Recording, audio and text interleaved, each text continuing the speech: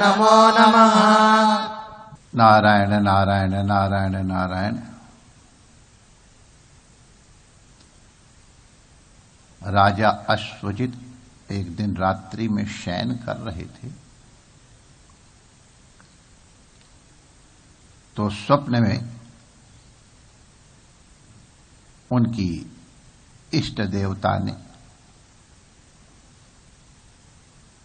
कुल देवता ने दर्शन दिए। हमारे संत कहते हैं प्रत्यक्ष दर्शन तो उत्तम ही है, लेकिन अगर स्वप्न में दर्शन होते हैं तो इसका मतलब है कि आपकी अपने इष्ट के प्रति भक्ति दृढ़तर है, वो वृत्ति रहती है, इसलिए तदाकार वृत्ति के कारण उनके स्वप्न में दर्शन होते हैं। और कभी कभी इष्ट का भी अनुग्रह होता है, स्वप्नादेश देने के लिए, अनुग्रह करने के लिए, दर्शन देने के लिए। तो सौभाग्यशाली राजा ने अब माता रानी के दर्शन करके प्रणाम किया स्वप्न में ही, और जैसा कि भक्तों का स्वभाव होता है अपने इष्ट देव के मुख की ओर निहारते हैं। कभी कभी अपनी इष्ट देव मुस्कुराते हुए दिखाई पड़ेंगे, कभी कभी थोड़ा कौतूहल जैसा मुख बन जाता है, कभी थोड़े नटखट वाले आंखें भी होती हैं, और कभी उनका चेहरा उतरा होता है। जिनका अपने इष्ट के साथ संबंध बन गया है उन्हों को ये दर्शन होंगे, बाकी तो सबको वही मूर्ति दिखाई पड़ेगी, जैसी है वैसी है।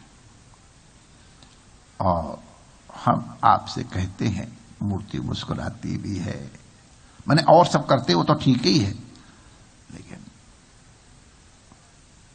ठीक है, अनुभव होता है। तो राजा ने माता रानी को प्रणाम किया और देखा माता रानी आज थोड़ा खिन्न है, दुखी है। तो राजा ने प्रणाम करके पूछा, माता रानी आप खिन्न क्यों हो? मैंने ऐसा क्या आचरण किया है जिसके कारण आपका मन दुखी हुआ है? तो माता रानी थोड़ी और खिन्न हो कहती, बेटा तुमने तो कोई ऐसा कार्य नहीं किया है, तुमने प्रजा का पालन अपनी संतान की तरह किया है, संतान को एकदम प्रजा के समान भाव दिया है, विशेष नहीं दिया है। तुमने सदाचरण किया है, सत्कर्म किए हैं, अभाव वालों को सहयोग देने की चेष्टा की है, यथाशक्य शिष्ट संभाषण ही किया है। मुझे तुमसे प्रसन्नता है, तुमने हमारा पूजन भी बड़े भाव से किया है। स्वकर्मणा तमभ्यर्च्य सिद्धि विन्दति मानवः। अब प्रसन्न। तो माता आप दुखी क्यों हो? बेटा अब हमको तुम्हारे यहां से जाना होगा, इसलिए मैं दुखी हूं, मेरा जाने का मन नहीं, लेकिन जाना पड़ेगा। माता रानी आप जाओगी? अरे मेरा क्या होगा? मैंने ऐसी क्या गलती की है जिसके कारण आप हमको छोड़ के जा रहे हो? कृपा करके बताओ। तो माता रानी कहा, नहीं बेटा तुम्हारा कोई अपराध नहीं। तो फिर आप क्यों जा रही हैं? बेटा हम लोगों का ये स्वभाव है,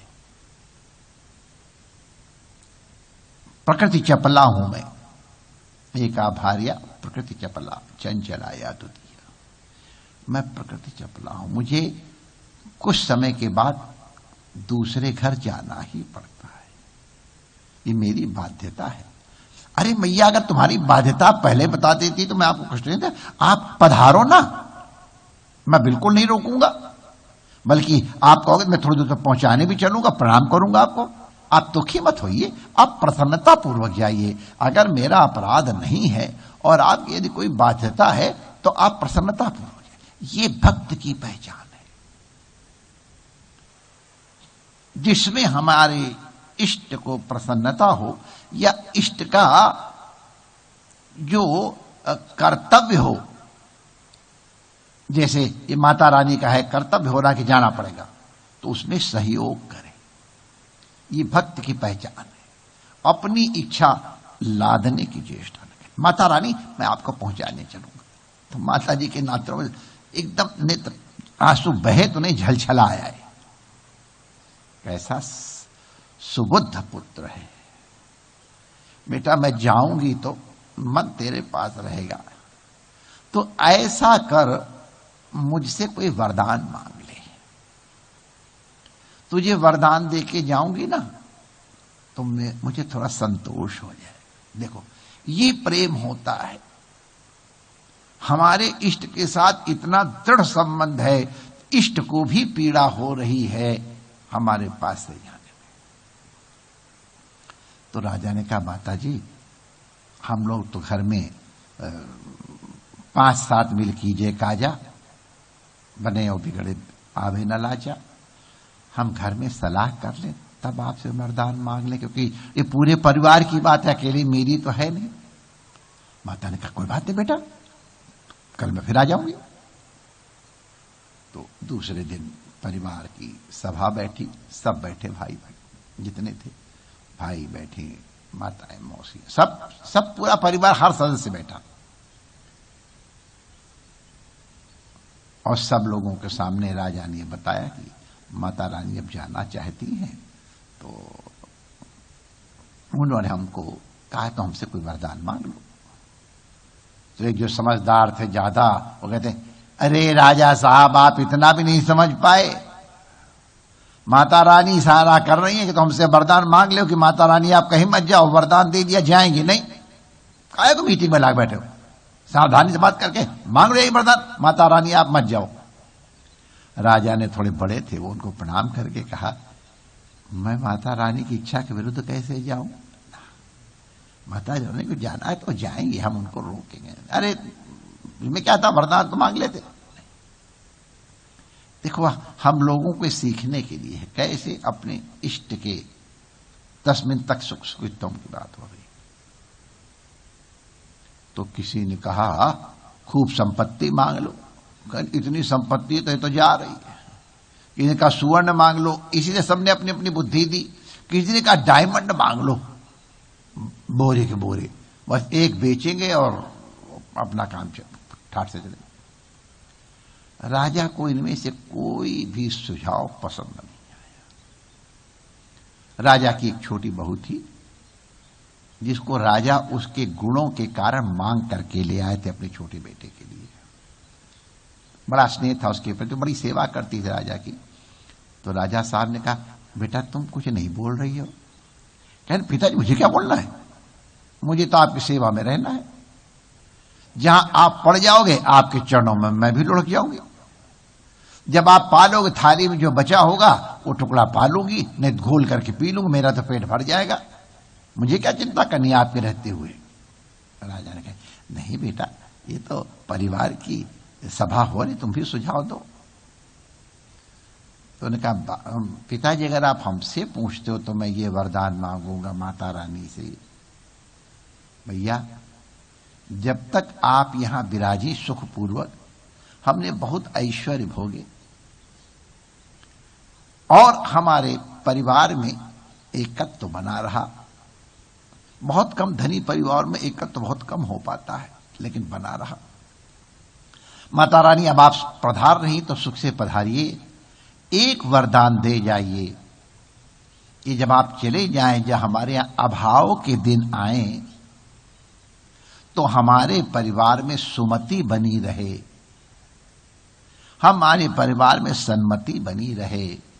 जैसे 4 दिन हमने सुख के काट लिए, जैसे ये नहीं रहे वैसे 4 दिन दुख के भी नहीं रहेंगे। जब दुख के दिन या अभाव के दिन आए तो हमारे परिवार में सुमति बनी रहे, हमारे परिवार में सन्मति बनी रहे। 4 दिन दुख के भी सुख से कट जाएंगे। राजा को बड़ी प्रसन्नता, हाँ मांगने लायक वरदान तो यही है। रात्रि को माता रानी पधारी स्वप्न में। राजा प्रस्तुत थे, बेटा क्या वरदान चाहिए?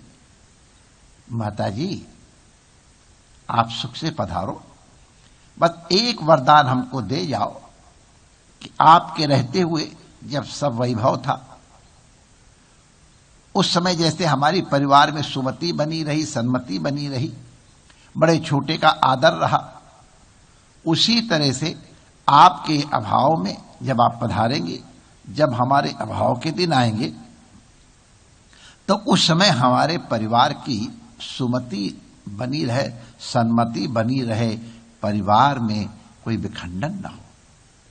आप हमारे परिवार को सुमति का आशीर्वाद दे दो। तो माता रानी जैसे कभी कभी कोई नकली गुस्सा करते हैं ना, वैसे कि अरे तुम्हें जाने नहीं देगा क्या? माता जी मैंने तो एक बार भी नहीं रोका आपको, आप पधारो ना। अरे तू सुमति का वरदान मांग रहा है, जिस परिवार में सुमति होती है वहां से मैं जाना चाहूं तो भी नहीं जा सकती हूं। तुमने सुमति का वरदान मांग करके मुझे अपने परिवार के साथ फिर बांध लिया है। जहां सुमति तहां संपत्ति नाना, और जहां कुमति तहां विपत्ति नाना। ये हमारे परिवार में सुमति रहे, हमारी संस्था में सुमति रहे। अभी हमारे ऋषिगण, ऋषि कुमार गण पाठ कर रहे थे, हमारे राष्ट्र में सुमति रहे, सौख्य रहे। तो हर प्रकार का ऐश्वर्य अपने आप बरसता है। ये सुमति, ये सन्मति, ये सत्संग से प्राप्त होती है, महापुरुष संशय से प्राप्त होती है। आप लोगों का सौभाग्य है, हमारा सौभाग्य है कि आप संतों का संशय हमको प्राप्त है। श्री यमुना महारानी का अनुग्रह प्रत्यक्ष है, ठाकुर जी की कृपा है। हम बहुत धन्य हैं जो यहाँ उपस्थित है वो, और विज्ञान के माध्यम से जो हमारे साथ हैं। उन सबके सौभाग्य का बखान करते हुए, सब संतों को प्रणाम करते हुए, शिव कुमारों को प्रणाम करते हुए, यमुना मैया का वंदन करते हुए आपकी पुनः मंगल कामना करता हूं। जय श्री कृष्ण।